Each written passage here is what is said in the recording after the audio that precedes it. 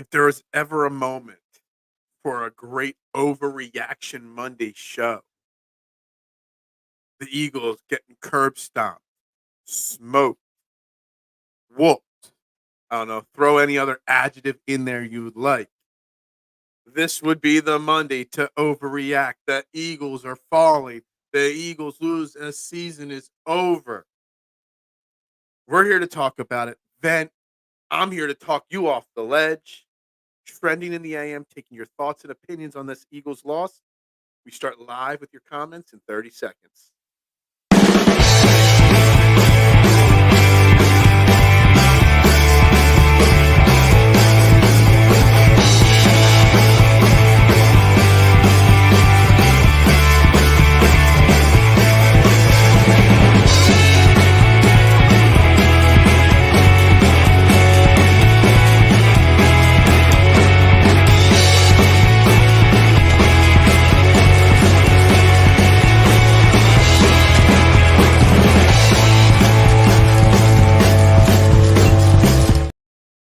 And a very good morning, everybody. Welcome to Trending in the AM right here on Philadelphia Sports Network.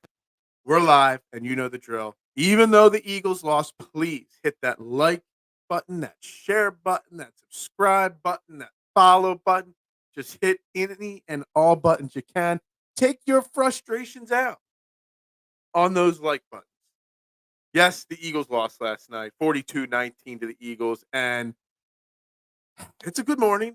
It is. A good morning, everybody. Yeah, it's still a good morning unless you're Zach and it's afternoon. That's another whole thing.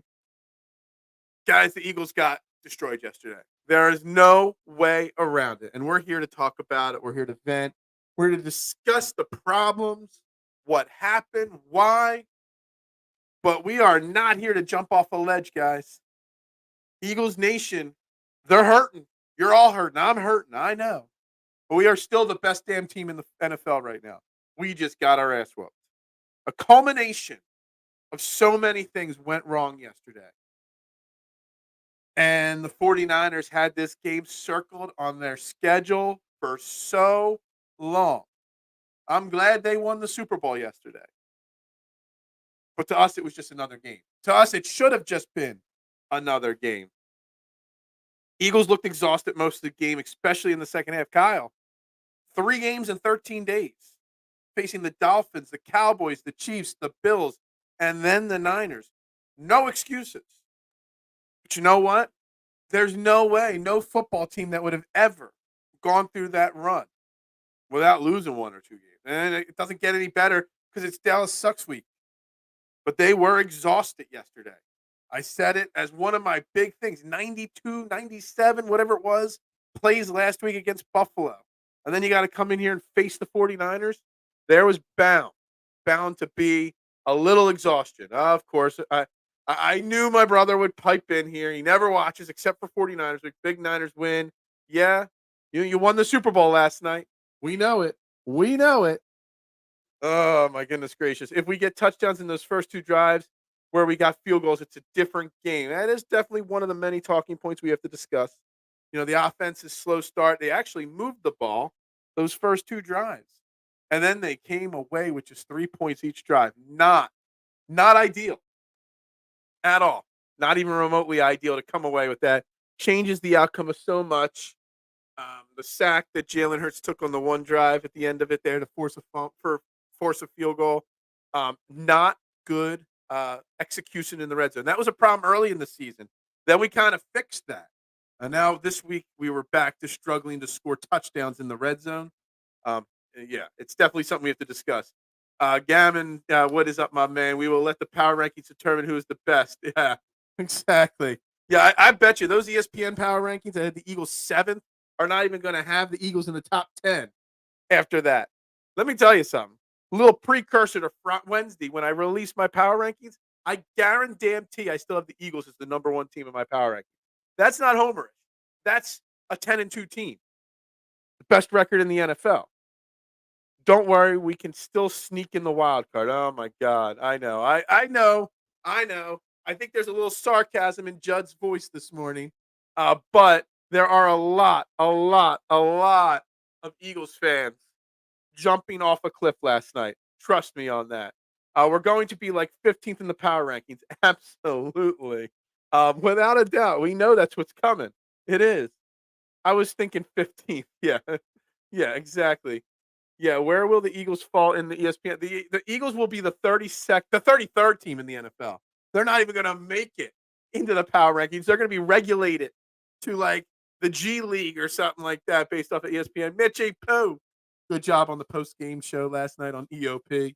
Um, Go Birds. Do not jump off a cliff. It is okay. We are going to get through this today, guys. We are going to get through it. But look, it's almost like my instant reaction if I was Nick Sirianni and that game happened, and then I go back to the locker room, and there's so much we're going to get into at the game. The refs, not the refs the way you think it's gonna. I'm going to talk about it. I got a different angle with the refs that I want to talk about. We could talk the linebackers, the cornerbacks, the safeties. We could talk about so much. But if I was a Nick Sirianni after that game, I'm just walking in the locker room and saying, guys, move on. Guys, go home right now. Take an extra day off. Come in Wednesday instead of Tuesday. Guys, like literally just wipe your memory clean of this. This is one of those games you don't even want to show the footage, the film to the guys because it was just pathetic performance across the board. The offense played okay at times. The defense outside of the first two drives was atrocious. Honestly, if I really think about it, this game was on the defense. Maybe the offense, maybe things turn out differently if the defense can just make a stop. Outside of the first two drives of the game, our defense gave up a touchdown on every single drive the rest of the game. 6 straight possessions, touchdown, touchdown, touchdown, and all long drives. 80-yard drives, 90-yard drives, and whatnot. There's no reason for that. So this loss is on Sean Desai and the defense, without a doubt. We're going to talk. This is the angle that I'm going to get into with the refs here, for sure. Big Dom getting thrown out, head of security, but Big Dom getting thrown out was just a part of the big puzzle that the refs just let this game get out of hand. The 49ers were hitting hard, maybe not dirty per se, but a little harder throughout the game. They were pulling. There was the tush pushes on the goal line from Jalen Hurts where he was getting cheap shotted. There was a lot of stuff going on that could have resulted in some serious injuries on Sunday. And that was because the refs lost control of the football game, in my opinion. I mean, how no one on the Eagles didn't get thrown out of the game because they should have by standing up for their team. I don't know. I don't condone injuring players. I don't root for injuries on anybody. But I kind of feel like the players, somebody on the Eagles, should have stood up for Jalen Hurts. Should have stood up for the rest of the team. Should have stood up for Big Dom. Everyone wants to talk about Big Dom. Big Dom was just trying to separate a fight between two players. And then the 49ers dude threw a sucker punch at him.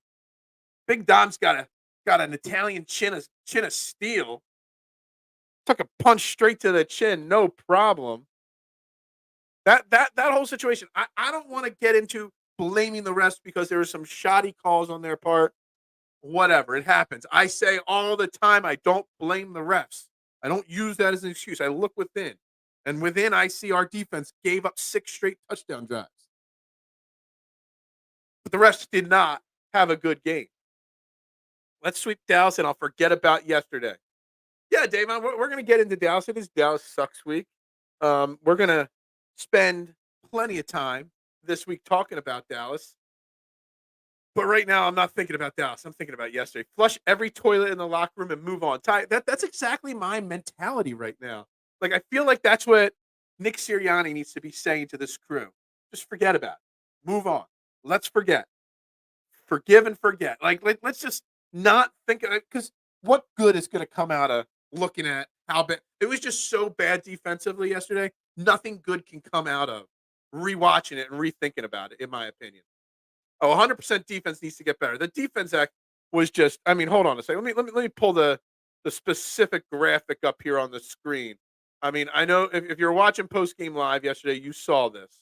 All right, I'm going to share this. Present, share screen. That's that. There it is. I mean, just look at this, guys. Punt, -6 yards given up by the defense the first two drives. Then 85, 90, 75, 77, 75, and then the 48-yard drive, and then the end of the game. There's four straight drives of just getting decimated. Pathetic. Like you can't win a football game if your defense gives up drive after drive like this. They said on X, our security team is a bunch of the Sopranos extras. I mean, it might be accurate. There's a chance that's accurate. Not feel great today. Just checking it. Duck, I hope you feel, I hope it's not just the Eagles. Well, no, I hope it's just the Eagles got you feeling bad. If you're not feeling well, I feel bad for you, man. I'm sorry. But man, this here is just, it's just ridiculous that this had to be what it was there yesterday. This just proves how bad the defense was. Referees losing control of one of the biggest games of the season. Yeah, and look, Zach, I don't want to blame. Like, yeah, there's the iffy calls on offsides on Josh Sweat. We'll get into it, I'm sure, at some point. There was what was the other one? There was a couple passing interferences that were missed, whatnot. I'm not blaming it. The rush didn't cause us to miss tackles. The rush didn't cause us to do this and that.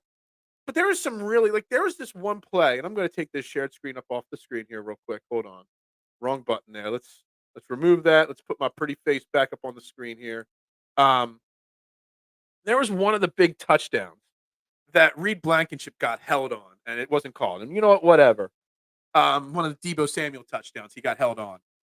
But if you watch it's on my Twitter page, the video, and if you watch the end of the play, not only was he held, not only was he tackled to the ground, Reed Blankenship, but then as the defender's getting up, he puts his arm into Reed Blankenship's neck under the helmet and like levels like a clothesline from behind on the ground.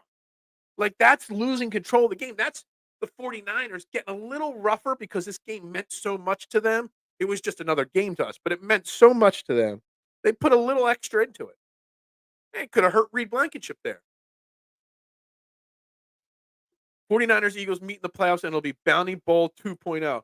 I mean, I don't think the Eagles play that way, but it might be for the 49ers. Maybe they're a lower class organization like they are. Good morning, Jonathan. How you doing? I said before that the Eagles had luck helping them, and you said it was execution. Well, the Eagles got executed. Poor recognition by the defense. I'm just going to give you a tip of the cap for switching my execution to execute it there, Jonathan. That's a win on your part right there. Look, they didn't execute yesterday. What do I always say? The team that executes better wins. 49ers executed better. There is no doubt in my mind that the Eagles executed horribly yesterday. We got a lot of people watching right now. There's only 9 likes on YouTube and only 2 on Facebook. Hit that like button and share button, guys, wherever you're watching. I'd greatly, greatly appreciate it. I'm not feeling great either. Hope you feel better. Yeah, absolutely. Yeah, everybody's feeling down in the dumps. Dude, I even feel like I got a little bit of cold going this morning. They got pressure early, but after that, they couldn't get to Purdy. Yeah, they got no pressure on Brock Purdy. Brock Purdy, the first 2 drives, looked like a scared cat. But then the rest of the game looked cool as a cucumber. Cool as the other side of the pillow. We'll pull out every cliche.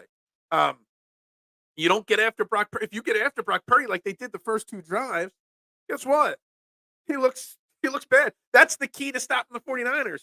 Pressuring Brock Purdy. We didn't do it though. And there's a lot of reasons. Again, maybe they were just straight tired. Maybe. I mean, this stretch, man, 3 games in 13 days against some of the most talented teams in the NFL. It is what it is. And it doesn't get any better because now we've got Dallas right on top of it. You throw Dallas on top of everything else we've just gone through, it sucks. It does. Duck, hope you feel better. Yeah, everybody. Hope everybody feels better. Yeah, I don't like blaming refs either, but there's so many holding. There were holding calls missed. I'm sure the 49ers have gripes with with the refs as well. It's the cheap shots.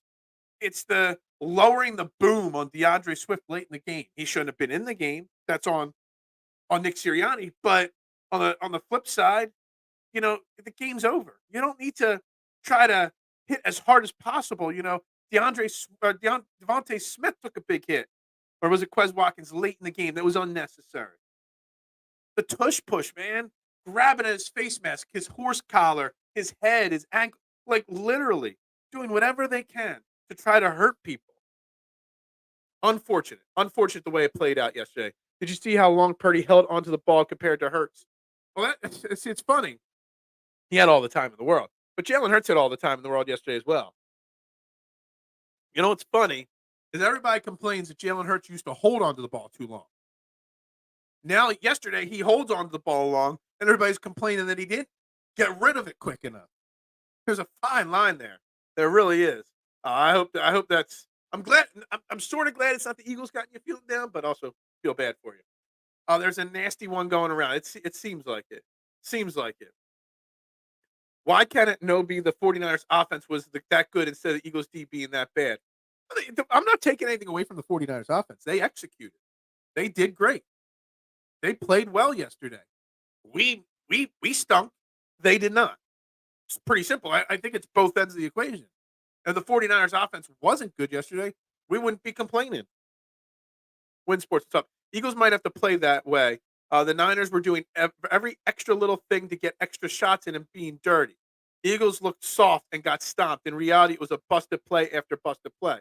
Look, again, and I don't know if I want to say they were being dirty. They definitely had an extra edge for sure. Maybe there was a little dirty, some chippy shots there for sure. But I'm more surprised how soft the Eagles were and that no one stood up for them. Like, honestly, shouldn't somebody stood up for the Eagles at some point? Shouldn't somebody said, yo, we're not going to let them do this or that? Like, seriously. Like, why not? Too many Niners fans with us at the link. Well, there was a lot of Niners fans. That's frustrating, Adam. Honestly, you could have pressed Brock Purdy like you did the first few drives for most of the game. Fact is, the reason why he is an MVP candidate is because he settles in and adjusts. I don't want to get into the MVP candidacy thing because I don't know. But I mean, we got after him. We blew it. We put the pressure and we had the momentum very early in the game. We let them off the hook by not continuing to pressure them. We let them off the hook by getting field goals instead of touchdowns. All those things play a factor into it. If we want to finger slip. That's what she said. Jalen Hurts had way more time than Purdy. Purdy got rid of the ball on his back foot repeatedly. Okay. Jalen Hurts had great time, a lot of time. We want to talk about positives. Can we talk about Smitty for what it's worth? He had a really decent game last night. Managed to, stay standing when tackled. There was that one. He tiptoed along the sideline one play to get a first down. Devontae Smith had a very good game. Jalen Hurts had actually a pretty solid game. Jalen Hurts made one mistake. It won't show up as an interception or a fumble, but him slipping on that big sack on the second drive that forced them to kick a field goal, that was on him. The announcer's like, oh my God, a big sack by the 49ers. Dude, Jalen Hurts slipped on a wet turf. But he shouldn't have been all the way back there, and he shouldn't have held onto the ball in that position at that long. But outside of that play, Jalen Hurts and Devontae Smith played well. A.J. Brown played really well too.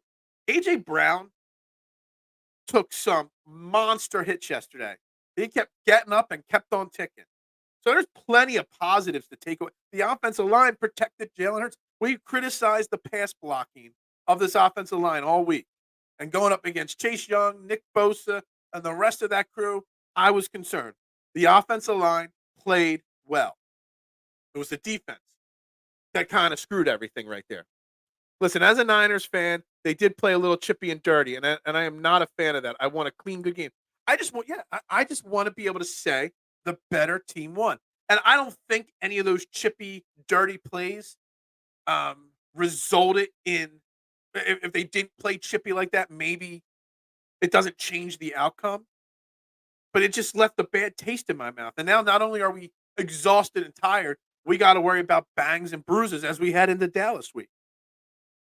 If anything, though, the way they played, when we face them again in the playoffs, when we face them in the championship game again, now the Eagles have this game circled. The Eagles didn't have this game circled like the 49ers did. Now the Eagles do. Now the Eagles know that they got to come out and make a statement. We had a better time of possession. We did no turnovers. And uh, when sports dude, when I went to see the team stats and I saw we won time of possession, I was shocked. I won't lie. I had no idea we led time of possession for the whole game. When you give up 6 straight touchdown drives, 3 of them over 75 yards, 3 of them with 12 or 11 plays.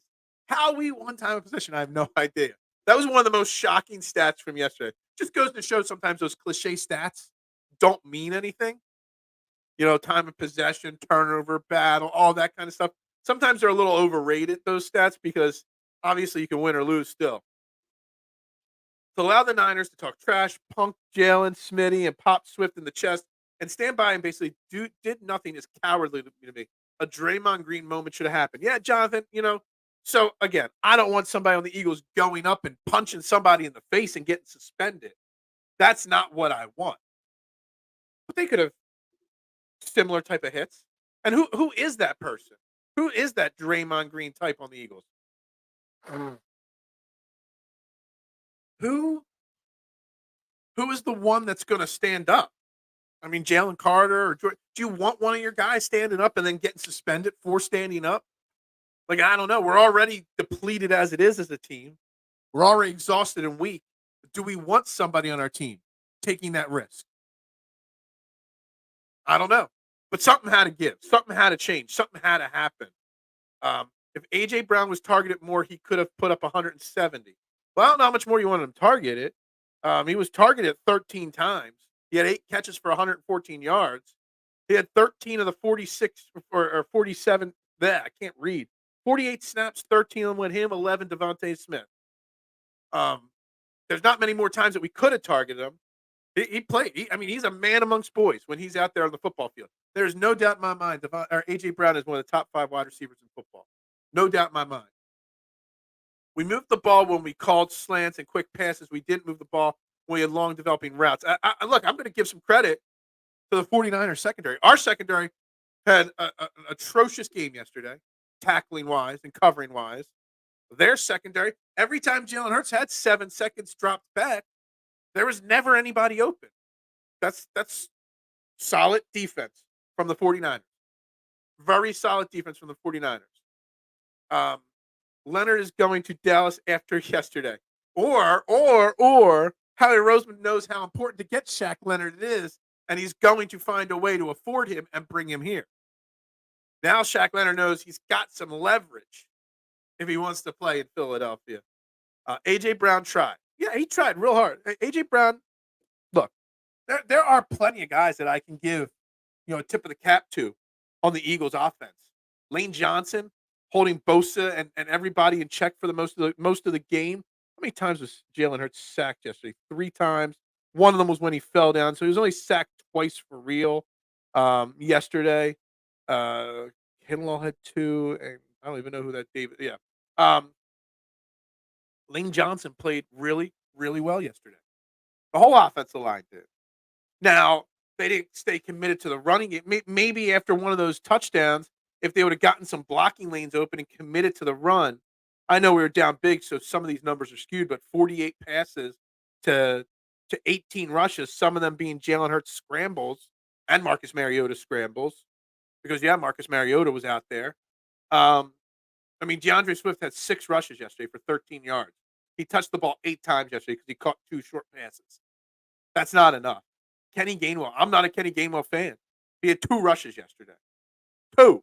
Boston Scott had 1. You had literally 9 rushing attempts from your 3 running backs. 9 rushing attempts. Maybe when the defense is struggling, this offense should have run the ball a little bit more. So yesterday, I blame Brian Johnson. But Nick Sirianni and Brian, I blame Sean Desai for the defensive problems. No doubt about it. Poor tackling, poor execution. The defense was atrocious. But on offense, Brian Johnson could have helped Sean Desai with some different play calling throughout the game. I really hope next draft we take some more defensive players. We desperately need help in the secondary. Yeah, and look, we praise Howie Roseman. I saw this stat this morning. I didn't fact check it, but someone said on Spot Track or whatever, we are spending this year $6.3 million on linebackers. That's 31st in the only one team spent less on linebackers. On our safeties, we have spent 4.8 million. That's last in the NFL. $11 million for linebackers and safeties. And guess what? Where we were exposed yesterday, over the middle, by lack of linebackers and safeties. Now there are injuries. I get it. But come on. Maybe we got to value the position a little bit more. Yeah, Niners secondary was all over our receivers. They have a better and more talented back seven, no question. Yeah, I don't think there is any question about it. You guys need a tight end and a linebacker. An outsider looking in, it's clear as day. Yeah, well, Dallas Goedert's hurt, and Dallas Goedert will be back next week. And Zach Cunningham might be back next week, but Zach Cunningham, I mean, he's not. The game does not change that much yesterday if Zach Cunningham is there. Dallas Goedert, maybe. I mean, did we even target a tight end? That might make some more people open up. Alberto, Aqua Bowman had one target yesterday. That was it for our tight ends yesterday. That was it. One target of the tight ends in 48 passes. We need Dallas Goedert back, for sure. There's a reason we're after Ertz and Leonard. Yeah, I mean, I used to think that Ertz wasn't a necessity at this point of the season, but it can't hurt at all. It can't. Gammon, our tight end is hurt. Yeah, I'm sure he knows that. He'll be back next week. Our best linebacker is also hurt. Not sure he makes a big of an impact on the final score. Agreed. Exactly, Marshad. Season's over. Pack it in. Book the tee times. Get that reservation in Cancun or wherever you want to go. Season's over. Honestly, I think we're just going to turn this show this week into just a Phillies off-season preview show for the next 4 days. Maybe we'll talk Flyers and Union as well for 90 minutes one day. We're going to bring up the Water Dogs again because the Eagles season is over after last night's game. There's no doubt about it. I promise I won't do that. I just don't like to see a team like the Eagles getting bullied. They're supposed to do the bullying. What was that? Diplomacy by the Eagles. Yeah, I mean, you got all these guys in the trenches that are supposed to be warriors and beasts. And they were soft. I mean, they played good games, but they were soft. They were. Like, honestly, when Jalen Hurts on that tush push just got annihilated from 3 different directions. How many times did Jalen Hurts take big hits on scrambles that any other quarterback gets flag? There's a flag thrown. Jalen Hurts took a lot of hard hits. Every tackle from the 49ers, even the non-dirty ones, were hard. Were very, very big booms being layered. They were, I mean, the freaking 49ers came all dressed in coordinated all black outfits yesterday. Tell me that this game didn't mean a lot to the 49ers when the team came dressed in a coordination like that. I mean, it is what it is, but Jalen Hurts, man, he took some hits. He just got smoked so many times. Zach Ertz, come back, baby. Look, Dallas Goedert should be back next week. Great. He's still going to be a little sore. Alberto, ain't it. Jack Stoll, ain't it. Grant Calcaterra, ain't it. So, sure, if you're not going to go get somebody in the secondary to play safety, if you're not going to get a linebacker, Zach Ertz is a perfectly good addition to this team at this point, for sure. The offense needs trick plays or different play calls. It seems like a vanilla offense and predictable. Yeah, a little predictable yesterday on the offense, for sure, without a doubt. I wonder if any of the vanilla-ness was because they know they're going to face them again in the playoffs and they didn't want to give away too much. I joked about that, but it kind of felt that way. Let's talk Sixers. Let's not talk Sixers. Like A.J. Brown said, got to put our big boy pants on next week and win. And we'll forget about this game. Yeah, I mean, look, Win. Losing last night is not the end of the world. We are still the number 1 team in the NFL, number 1 seed in the NFC. Got the best record, et cetera, et cetera. But all of a sudden, our path got a little tougher because we still got to play the Cowboys next week, and then the Seahawks the week after that. It's not an easy path. We control our own destiny. We just made our destiny a little bit more complicated. That's all. So the season is far from over. The Niners in 94 lost the Eagles 40-8. Patriots in 03 lost to the Bills 31-0. Raiders in 76 lost to the Patriots 48-17. Beat them all in the playoffs. Yeah. Look, I'm not worried. I'm probably the only person in Eagles Nation that is not worried and overly upset after last night. Certain parts of the game upset me. Obviously, I don't like losses. These teams won Super Bowl. Look, I'm not. I'm not. I'm probably the only person not jumping off a cliff this morning. Does this loss hurt more than the Jets loss? No.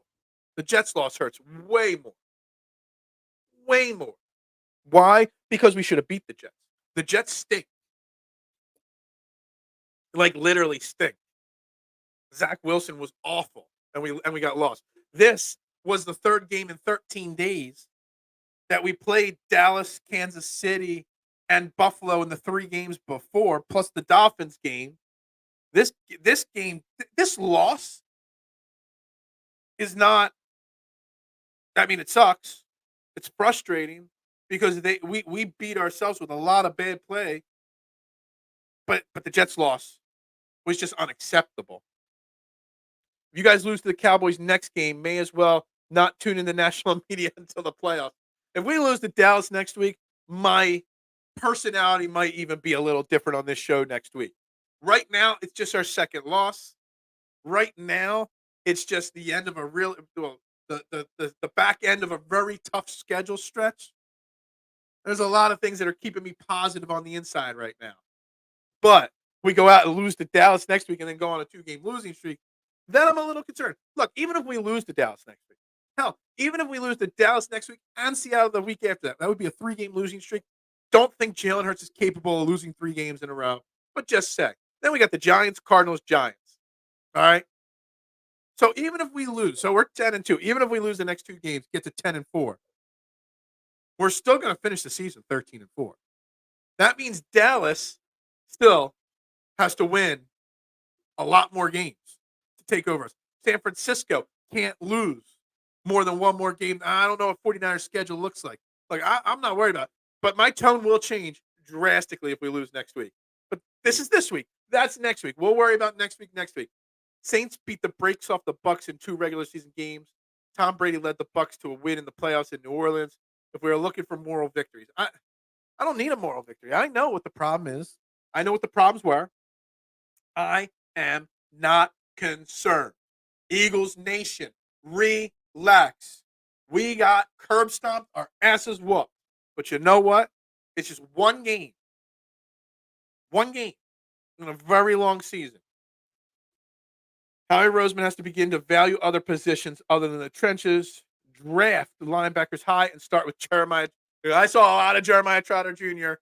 Tweet requests yesterday, for sure from Eagles Nation. That's definitely because of the name. He's a good linebacker in college. There's no doubt about it. But obviously, the name connection rings true to Eagles fans, obviously. But yeah, I mean, Howie's got his ways, and he's the one thing I will say about Howie. He has learned from his mistakes. He has. So if anything, I expect Howie to see, no matter how this season plays out, to see where our weaknesses are, and that they're because of his lack of valuing those positions, and maybe make some slight adjustments for sure. Niners' only loss left is the Ravens. So that would put them still at 4 losses, and they would hold the tiebreaker. So we got to hope they lose one other game.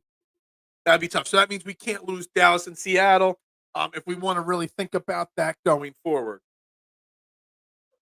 49ers will have the Ravens left on their schedule. So that would put us at a tie. If they lose to the Ravens and we lose to both Dallas and Seattle, which probably won't happen, obviously beating us would put the 49ers ahead of us in the standings. We need that 1 seed. The bye week for that 1 seed is crucial for this Eagles team, without a shadow of a doubt for K1. Jalen has to overcome Brian Johnson, a lack of execution from linebackers and secondary. Tough ask. Yeah, look, I don't want to crush Brian Johnson totally. Having 9 total rushes called for your 3 running backs, that's a problem. But a lot of that also was game flow, and we fell down fast, and we had to throw the ball more. But when the 49ers' first 2 touchdown drives just decimated our defense, maybe some effective running plays to give our defense a rest would have helped. So that's on Brian Johnson for sure. The 49ers were coming off Thursday night with 10 days. Cowboys are coming off another Thursday night, Sunday. The NFL did us dirty. Dude, the amount of games in a row of tough opponents, the amount of games in short periods of time,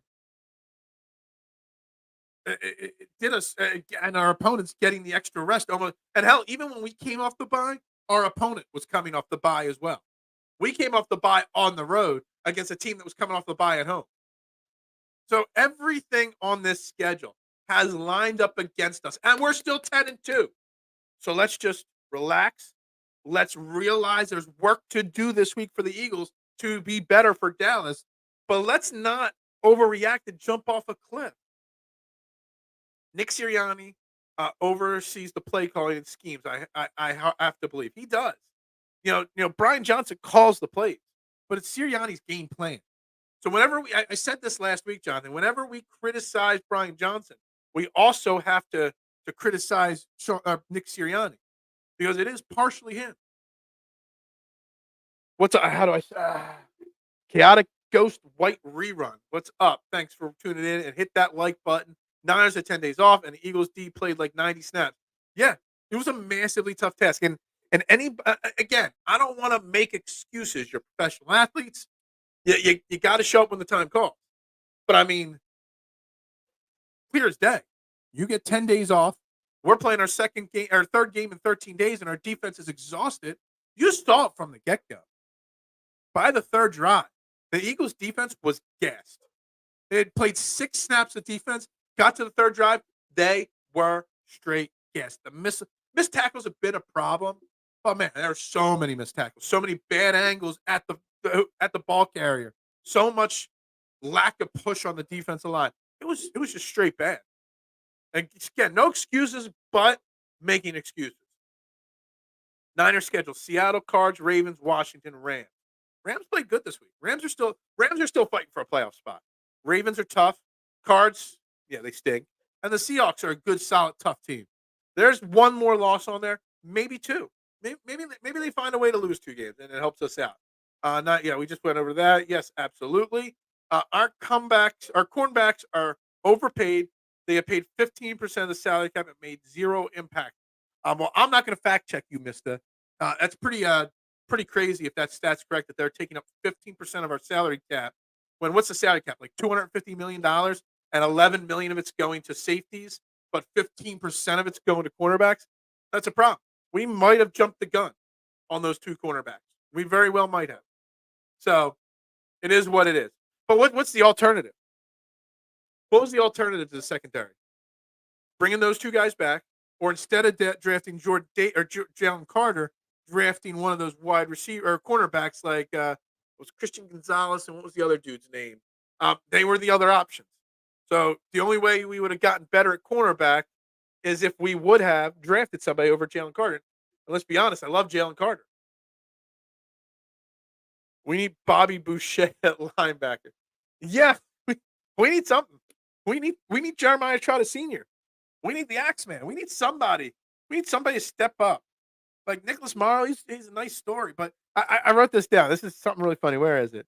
The 3 linebackers that dressed yesterday: Nicholas Morrow, Christian Ellis, and Ben Van Summeren, whatever you want to call him. Those 3 linebackers yesterday.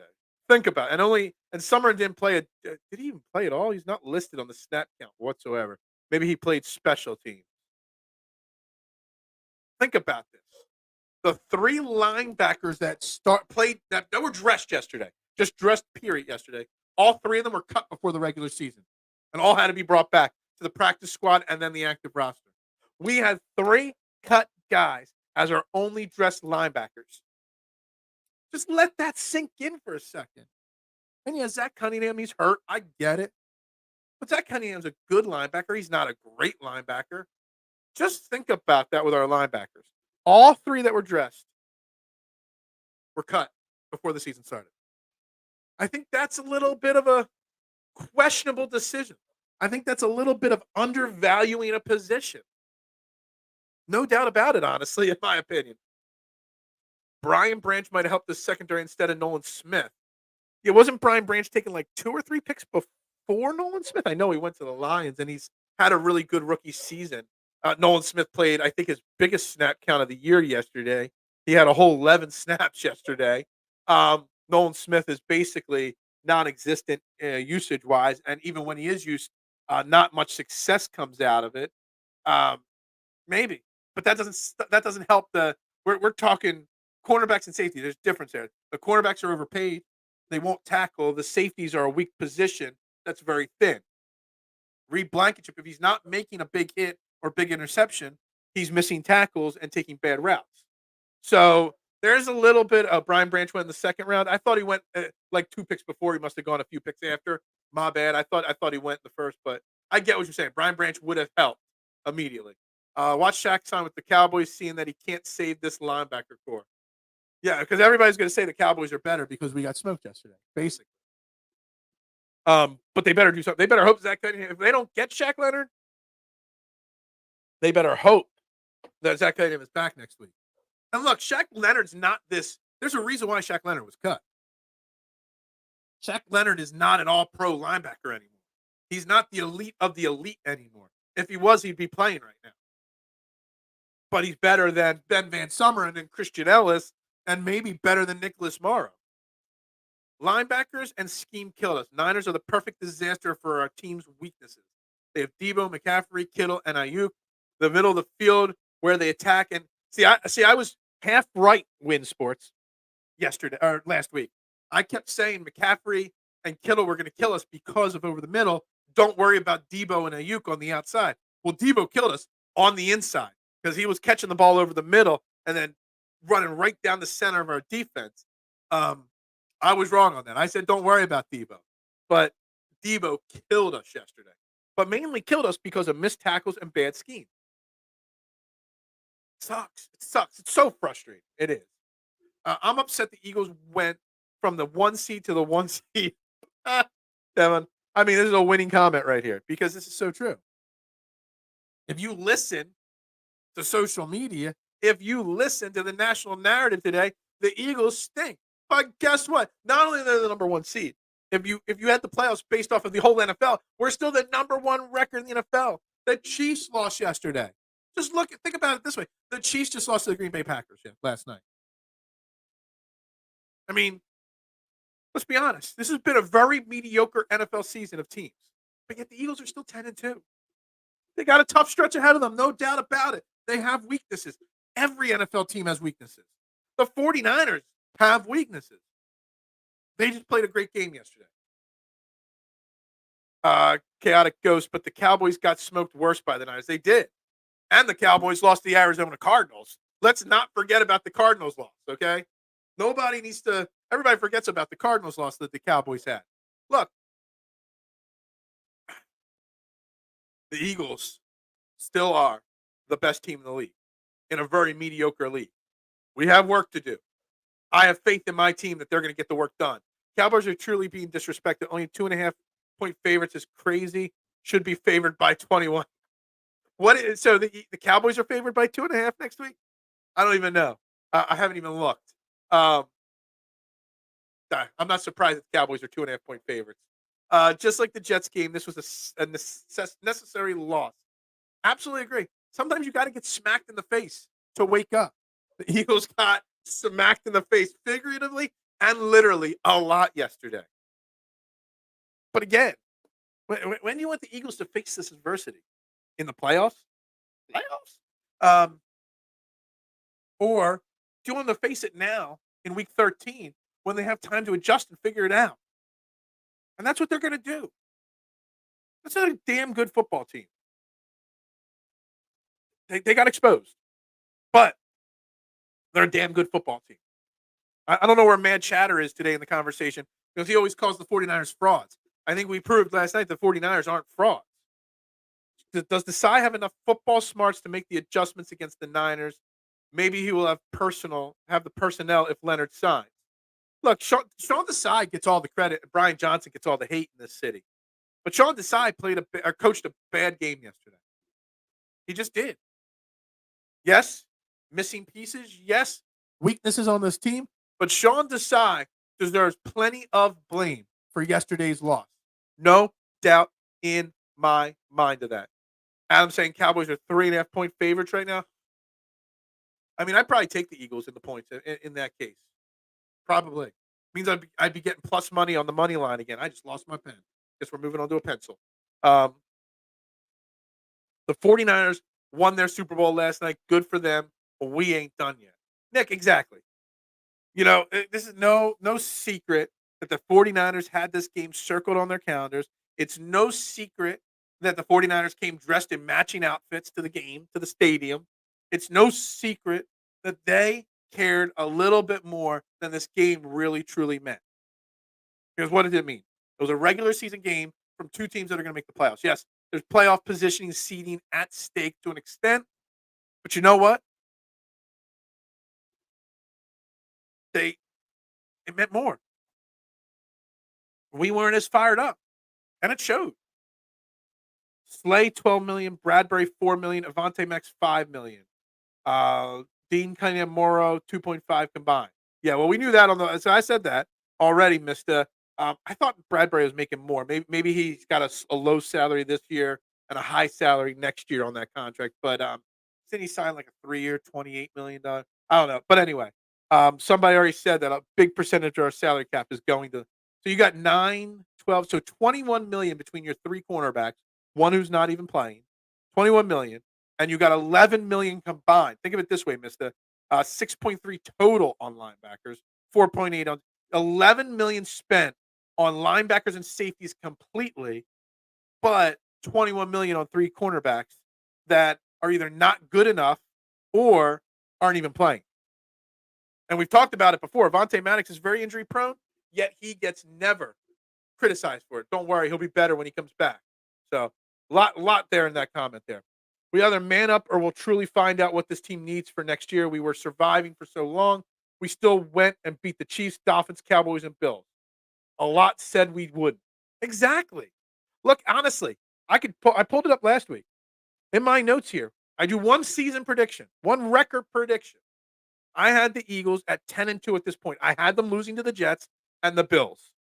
But then I do remember that show. I said they'll either lose to the Bills or the Chiefs, or the Bills or the 49ers. And that was it.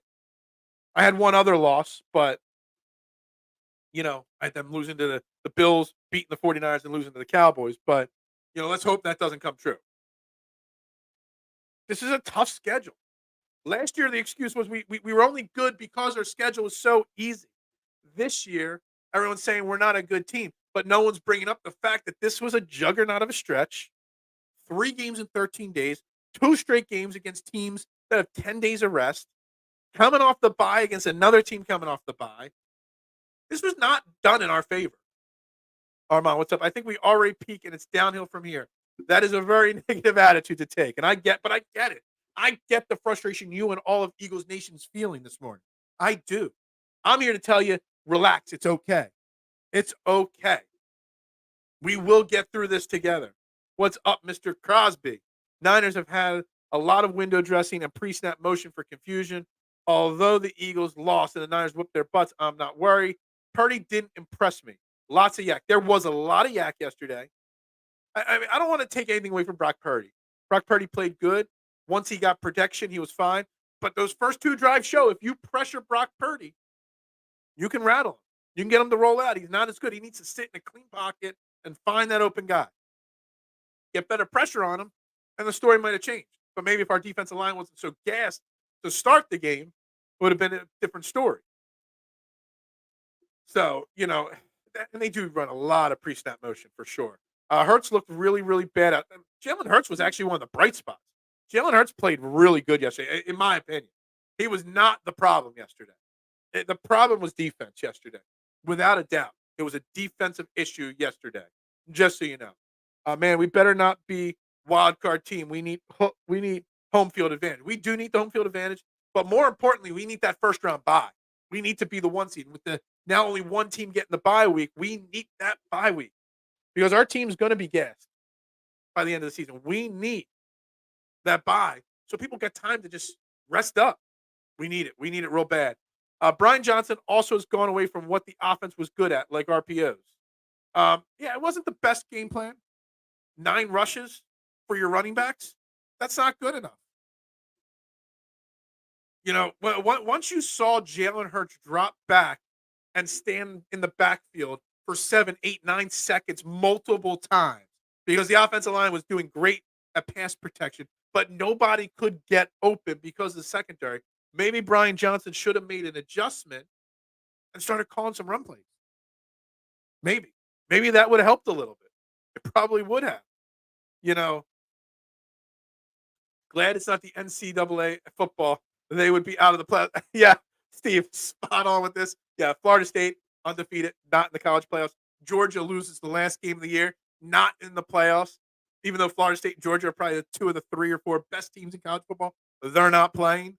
Um, yeah, there's a reason why I don't like college football, and the college football playoff system is 1,000% one of the number one reason why I hate college football.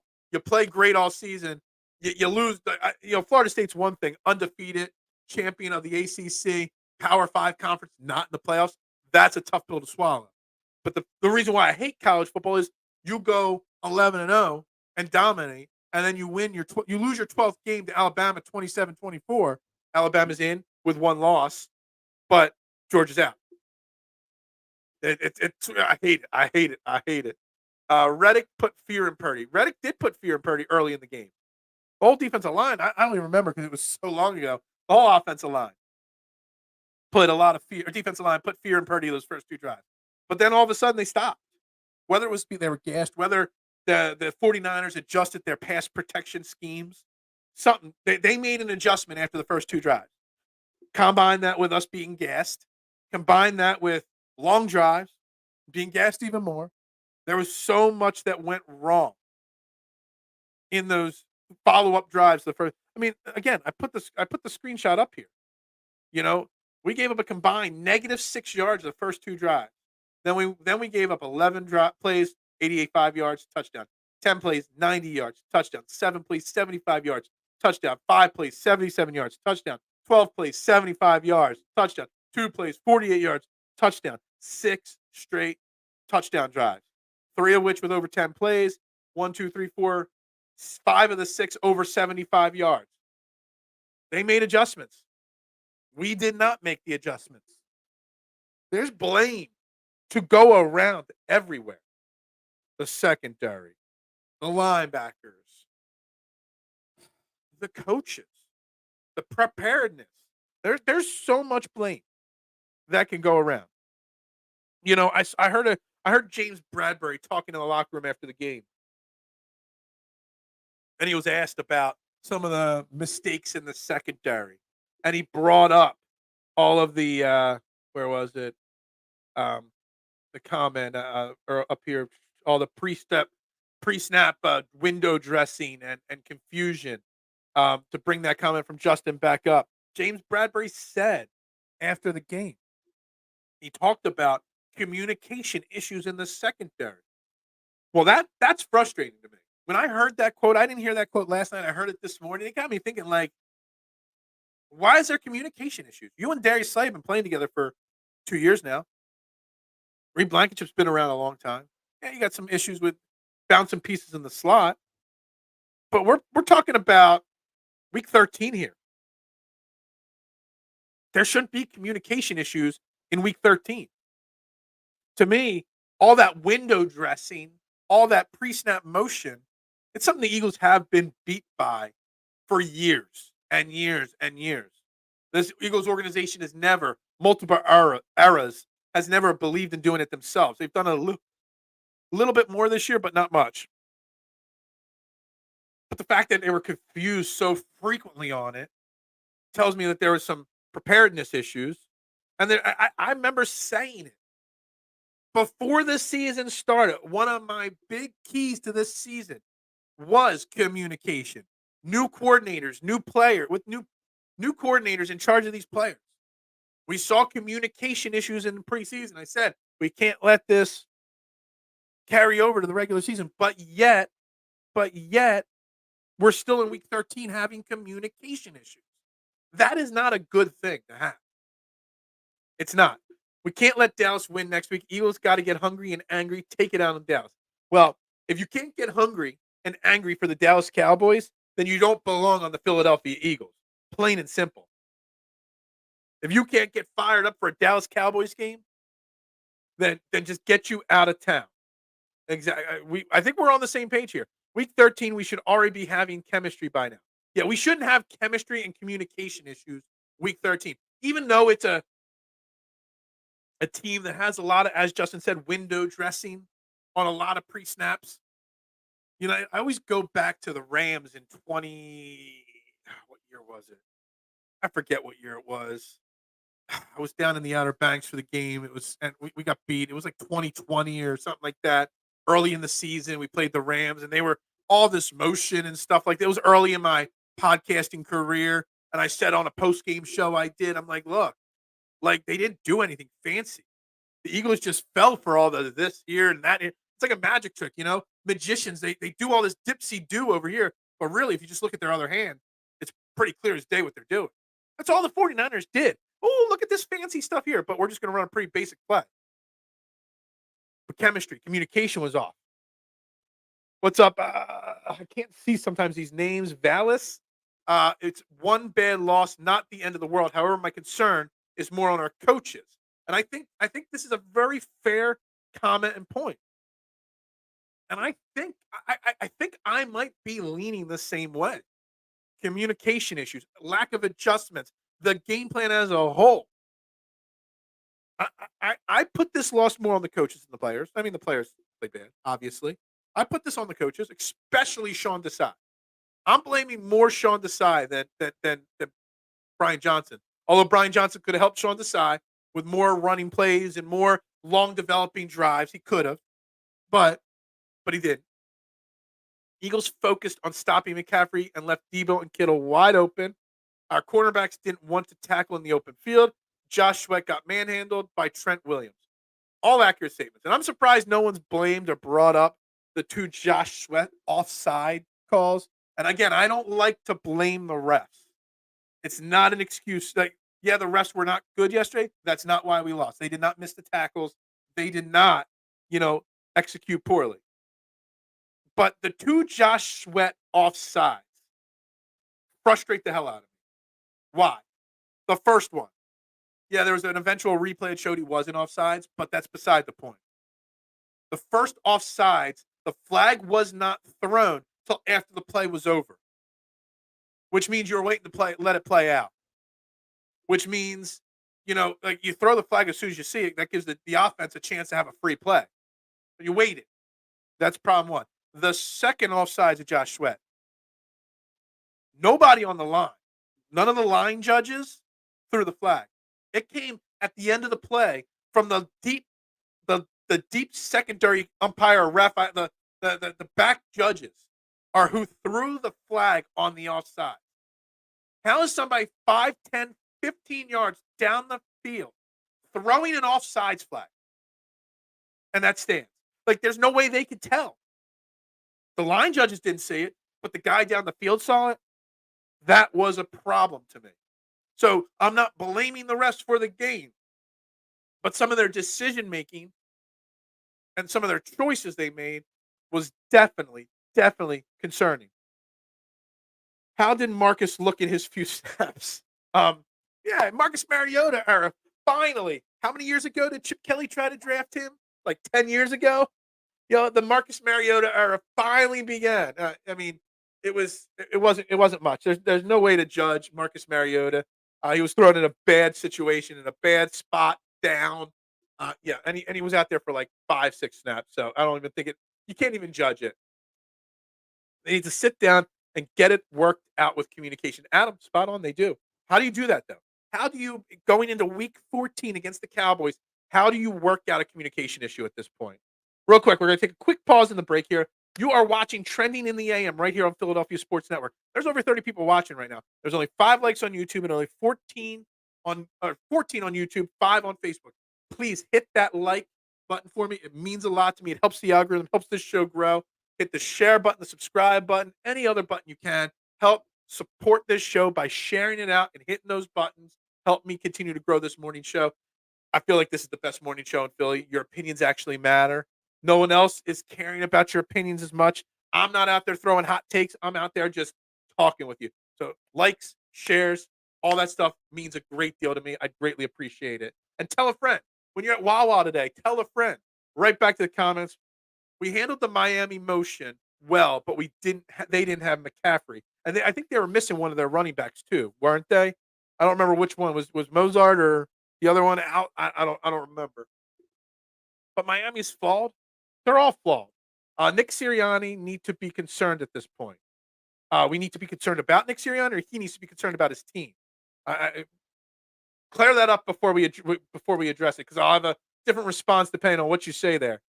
We can't be critiquing about chemistry when we were slobbering on this team when Lamade and Jalen scored on the scramble last week. There's difference between communication issues in the secondary and that play. There's big differences there, in my opinion, Marshawn. Desai absolutely deserves blame. We didn't adjust at all, but Desai doesn't tackle. Yeah, I mean, Desai put them in bad positions, but look, the secondary just didn't. This is one of the few times that, Seth Joyner, is always so uber critical of this team. But Seth Joyner was so critical of Slay and Bradbury in the secondary, scared to tackle. Like, some of it, I saw Christian Ellis, I saw Reed Blankenship, I saw a couple guys just take bad routes to get to the tackle, to make a tackle, and that's why they got beat. But some of the cornerbacks, man, they're just scared to tackle. They're just trying to knock them out of bounds, or whatever. Like, really weak attempts at tackles from some of them. So that's that. Big Dom had more fight yesterday than the team. How does the Dom situation happen and that doesn't light a fire under your team? How does that? Everybody loves Big Dom. He's a legendary Philadelphia sports figure, and he's just a security guy. But he's legendary. How does him getting punched and then thrown out of the game not light a fire under your team? How does somebody on your team be like, "Yo, we got to stand up for Big Dom here"? Like, I'm shocked.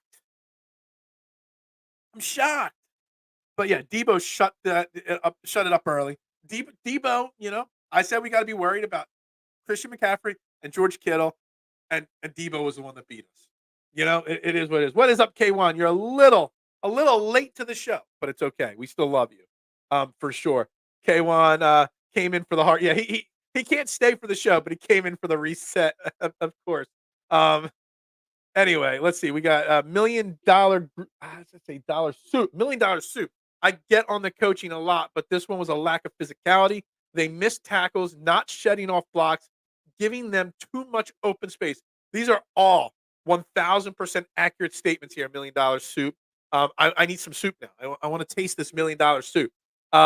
Too many missed tackles, without a doubt. Not shedding off blocks, without a doubt. Way too much open space, without a doubt. And the lack of physicality. I mean, now I would almost reroute them and say that's the number one thing. Absolutely.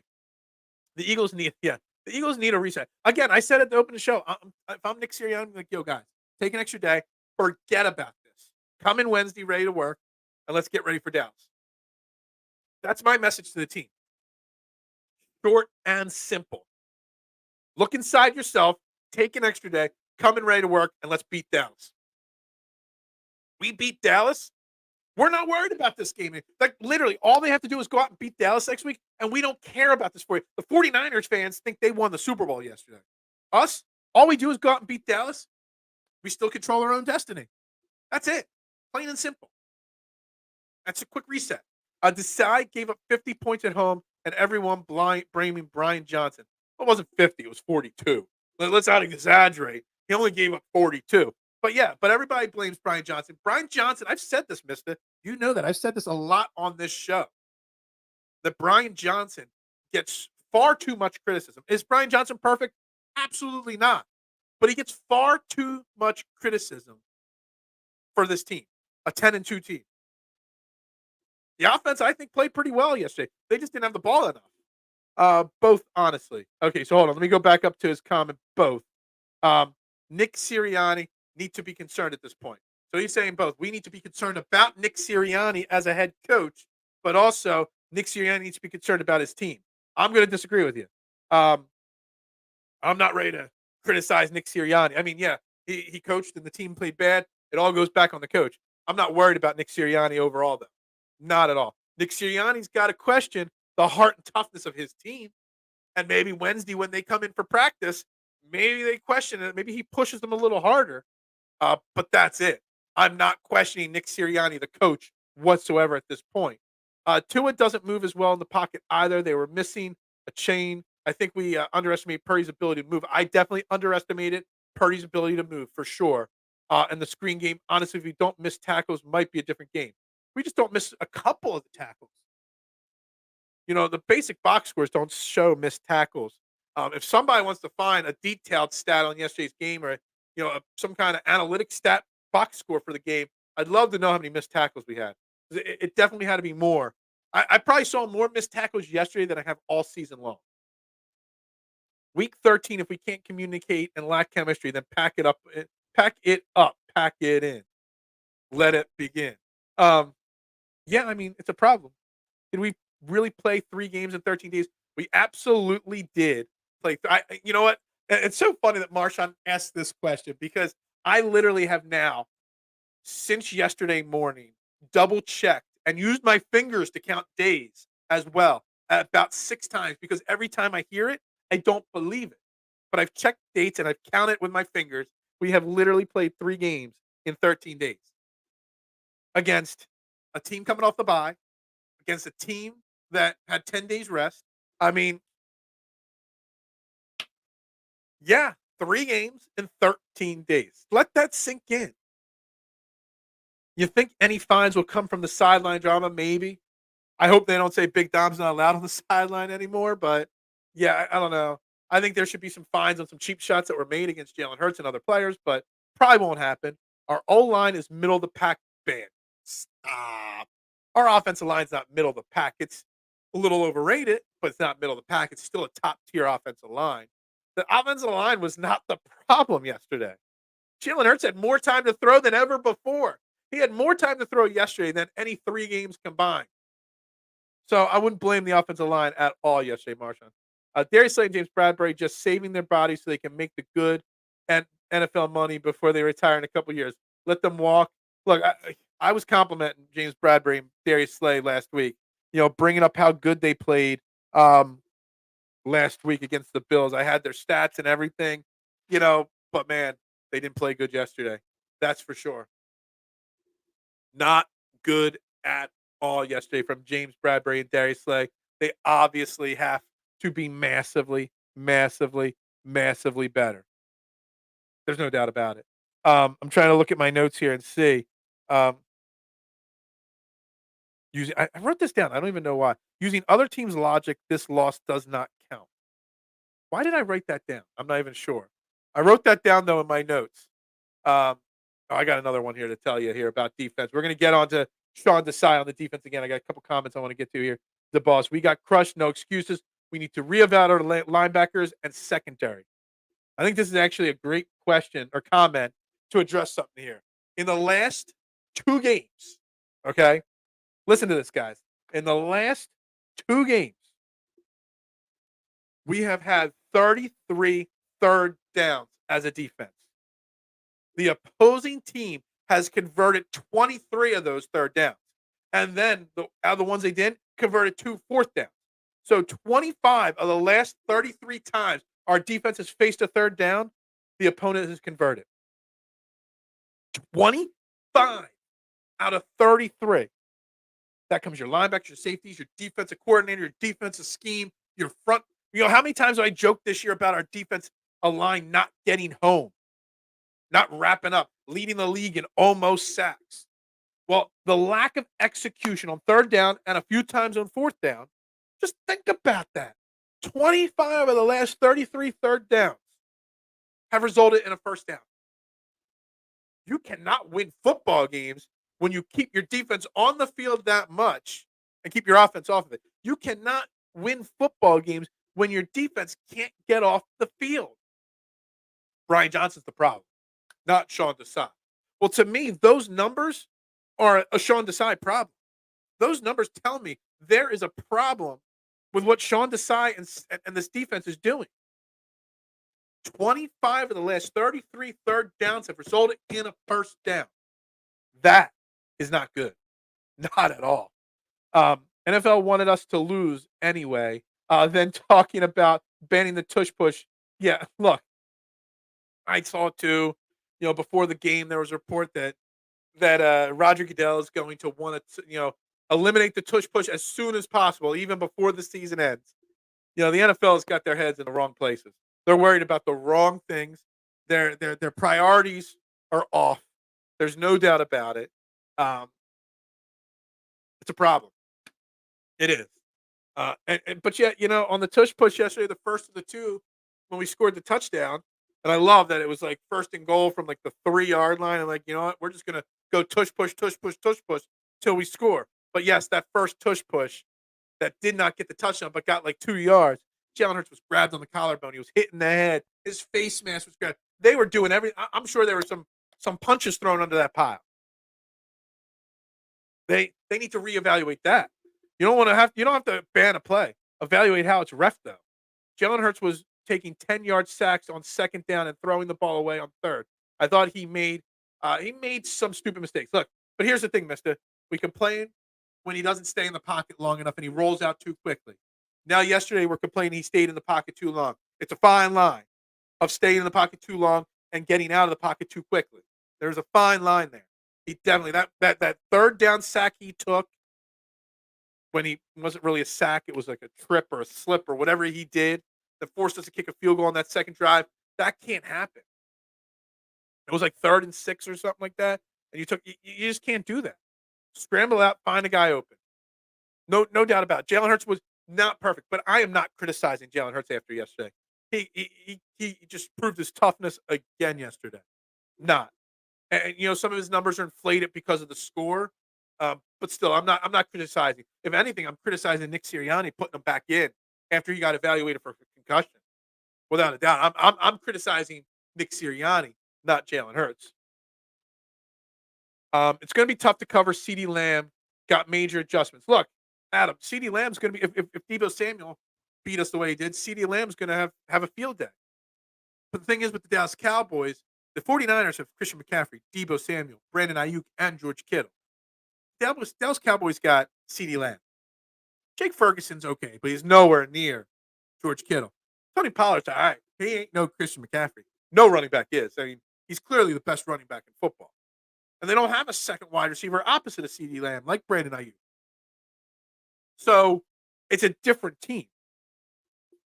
Different style, different there. You know what I mean? You could double or blanket cover CeeDee Lamb and contain him, where you couldn't do that against the 49ers. But again, doesn't matter what you do. CeeDee Lamb or Nelson Aguilar, if you can't get off the field on third down and you give up 25 first downs on the last 33 third down attempts, you're going to lose most of those football games. I still can't get over that stat. At times this year, I've said Desai is league's better than Gannon. He wasn't yesterday. Do we win this game yesterday with Jonathan Gannon's scheme? Probably not. But Jonathan Gannon beat the 49ers last year. Sean Desai has not. Look, Sean Desai is a very good coordinator. He's a little bit better than Jonathan Gannon. It's a different style of defense, but he's had a good year. He's not as all worldly as some people make him out to be. And that's my problem. On the second tush push, his name, but the Niners' best linebacker clearly threw a dude, like without a doubt, there were a lot of cheap shots on Jalen, on a lot of players yesterday. If you haven't seen it, if you follow me on Twitter or X, whatever, at Bearded Knowledge, go through my timeline yesterday. I shared a play where one of the big Deebo touchdowns when Reed Blankenship was held and there was no flag call. If you watch the play over, as the runner, I think it was Deebo, gets past Reed Blankenship and Reed Blankenship tries to get down, the offensive player from the 49ers takes his arm and throws it on the back of the neck of Reed Blankenship very hard. No flag called there. I mean, that was a dirty play. He was trying to get up and he's like, psh, just like clotheslined him back down. Dropped an elbow on the back of his neck. You could hurt somebody really seriously there. There was so much dirty play. And again, I don't condone dirty plays. And I don't want cheap shots taken back at the other team because of that. But somebody needs to step up and say, yo, we're not going to take this. And no one did. I don't know why the NFL keeps re-signing Goodell. Oh, it's real easy, Adam. I know why he signed. because the NFL makes a crap ton of money since the revenue of the NFL since Roger Goodell has taken over. The billionaires he's turned into multi-billionaires.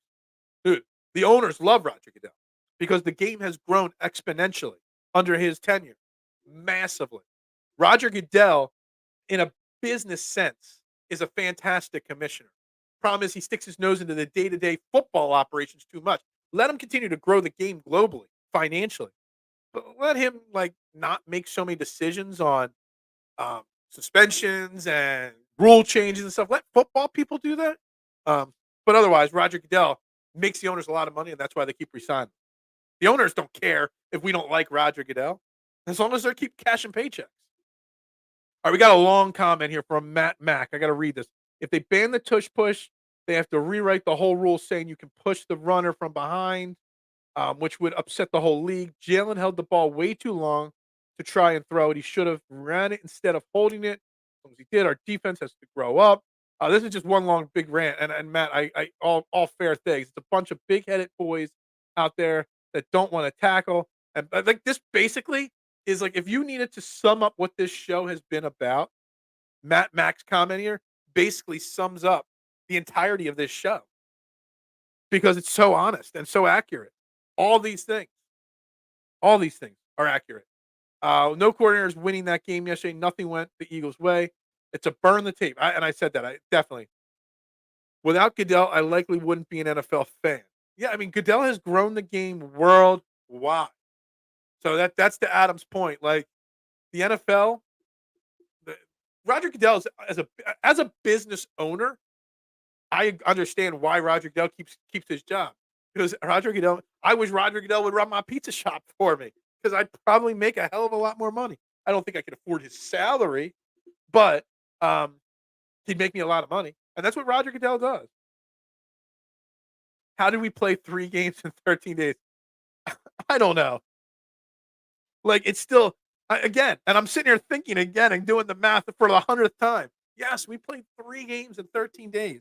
And we get 2 straight teams that are coming off 10 days of rest. I mean, the league, there was so much talk about how tough our schedule was.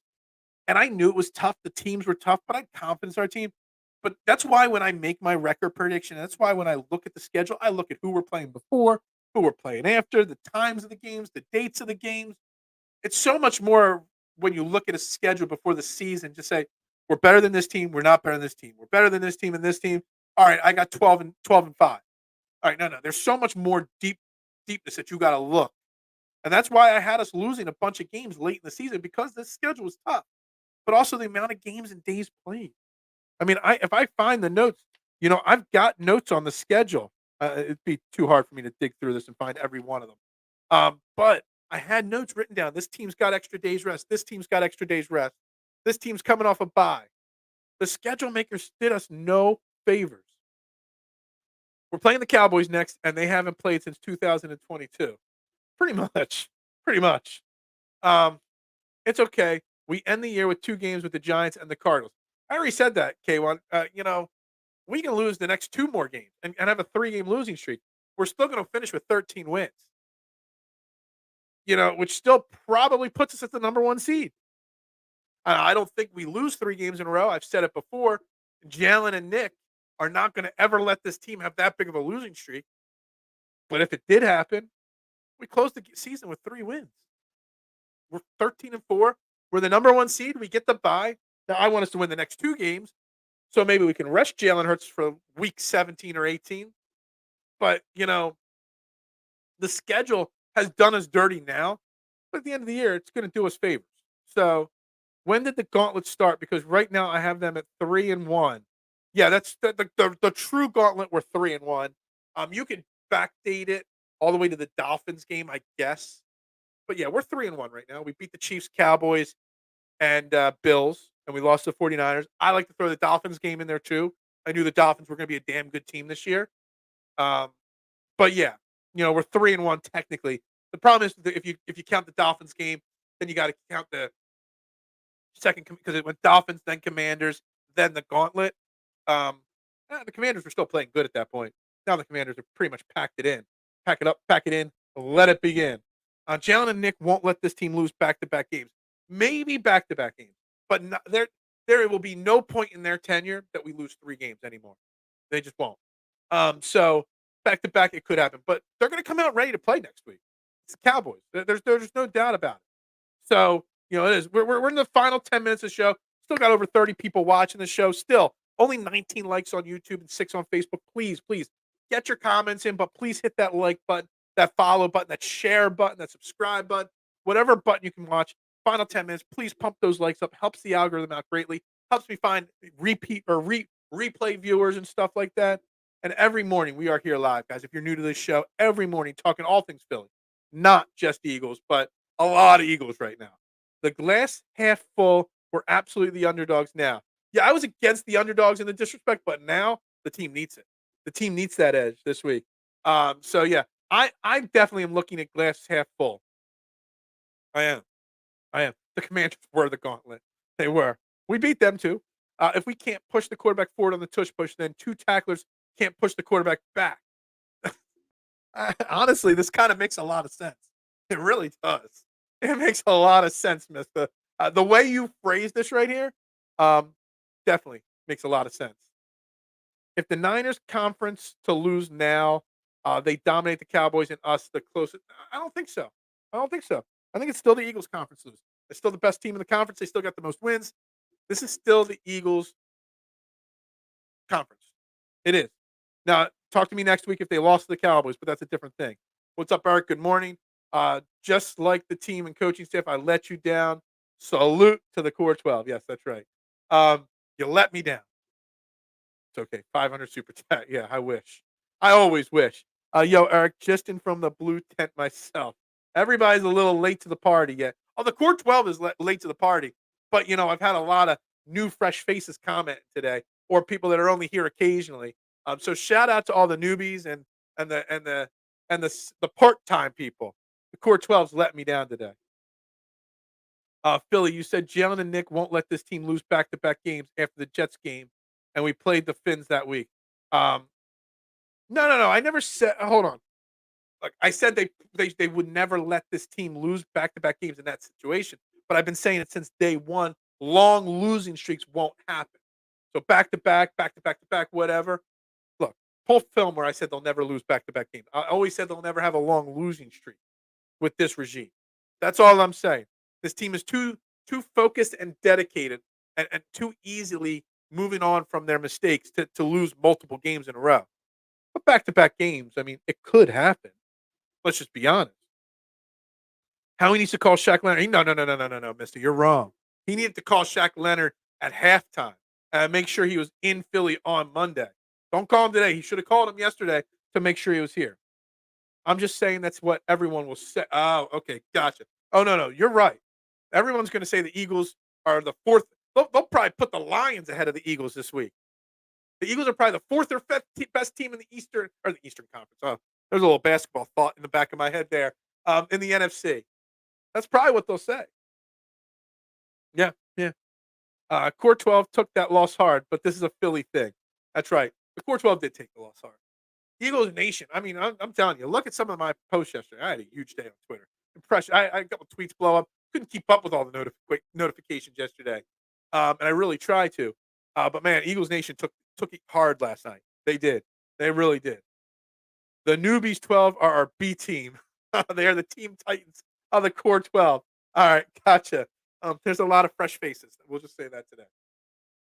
I'm gonna need Secaucus to confirm that because it's a little flip floppy from you. Hey, what's the commercial where they throw the red flags? Throw the red flag. I want to see footage where I said they'll never lose back-to-back games. I said they'll never have long losing streaks, but I could be wrong. I never know what's coming out of this mouth sometimes. I think we ready for the Cowboys and Jerry's NWO refs. That's right. Is Nick Patrick the ref? Is he going to be the ref next week? There's a little reference for you. I'm actually a longtime supporter of the channel. Thank you. I appreciate it. But normally only watch Liam's because I work in the mornings at work now, but need a therapy. Well, thank you very much, Win Sports. I've seen you once or twice comment on this show before. There are a lot of other new names here as well. But I appreciate any support of the channel. Liam's got it easy doing it at night. Me, I got it hard doing it at 8 o'clock in the morning. No one's awake or everybody's at work at 8 o'clock in the morning. So the fact that I get anything is very enjoyable. But I appreciate you and I appreciate everybody as we get to the final 5 minutes of this show. Eagles not be favored for the rest of the season. I'm taking off from the internet this week. Yeah, I mean, if anything, I got to double down this week on the internet, right? Keep the positivity going. Oh my god, I just saw a comment. All right, hold on. This my guy K1. Man, Adam, I didn't even think about this. Wow. Eagles did lose the Deshaun Jackson retirement last night game. Honored before the game, retired as an Eagle this week. We lost like if I'm Deshaun Jackson, I'm pissed. If I'm Chip Kelly, I'm saying, see, I told you Deshaun Jackson was no good. Uh, you know, man, how do you lose the Deshaun Jackson retirement game? How do you do that? Saw Deshaun Jackson running routes on the field before the game. Looks like he can still help. Looks like he can still play. He looks a little thicker, we'll just say. Looks like he isn't in game shape, so to say. But man, how do we lose the Deshaun Jackson retirement game, guys? Like that just pissed me off. Adam, thank you for the great comment, but you a-hole basically for making me think of something else to be negative about last night. I'm still shocked the way we lost, just rolled over. We did, and we just rolled over last night. Plain and simple. It's frustrating. It's exhausting. It is. I'm just mad I don't get to be ignorant on Twitter with "We are the Gauntlet" tweets. Yeah. I mean, we are 3-1 in the Gauntlet. I mean, 4-1 if you count the Dolphins game.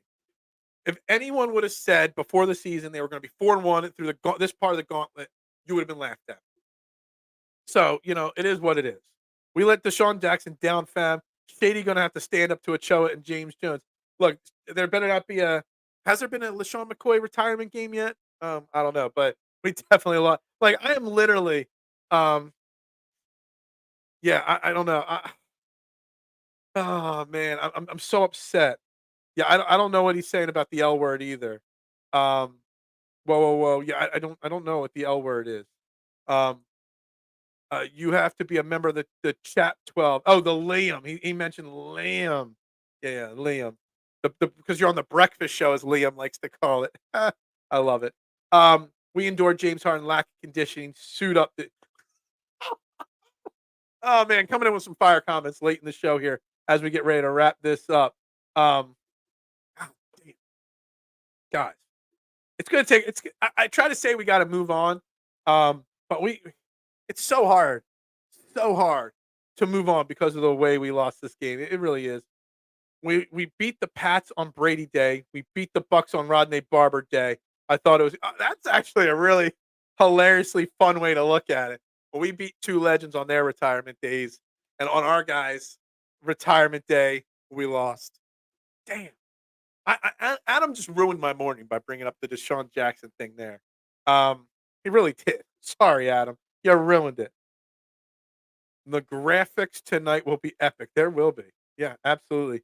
Great show, Adam. Hey, thank you very much, Adam. I appreciate you. I appreciate everybody that tunes in. This whole show has been a venting. We're going to dive more into the X's and O's tomorrow. We'll start talking Dallas. Who knows which angle I'll take tomorrow morning on this show, but this just we needed to vent. I feel like we didn't vent as much. I don't think there was as much negativity. Like I really expected this show to come on here today and just be all about negativity, negativity, negativity. We suck, we suck, we suck. And I didn't feel like it played out that way. I think people do.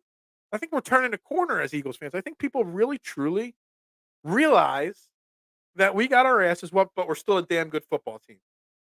I really, truly believe that's the common feeling from a lot of Eagles fans right now. Last night, jumping off a ledge on social media, but today, I think people realize what the truth is. Deep down inside, I hate the Niners fans. Yeah, they everywhere. Yeah, look, my brother's one. I know. D-Jack needs to take Watkins' spot. One good game off the injury reserve. Yeah. Look, Quez had a catch or two yesterday. Phil sounds like he accepted. Accepted is a tough word. I don't know if I accepted it. I understood it was possibility. I said it last week. Didn't people call me? I was bringing negativity in last week because I was saying there was a good chance we'd lose. Whether it was Marshawn or Mista, somebody called me out for being realistic that there was a chance we'd lose. Yeah, I predicted a win, but I also said there's a damn good chance we lost. I didn't think it would be a blowout loss, but man, if we lost the close one, we'd be sadder, honestly. It's possibly maybe because it was just such a blowout, we could shake it off a little bit. A little bit easier. I don't know. All right, we got to wrap this shebang up. Trending in the AM right here on Philadelphia Sports Network.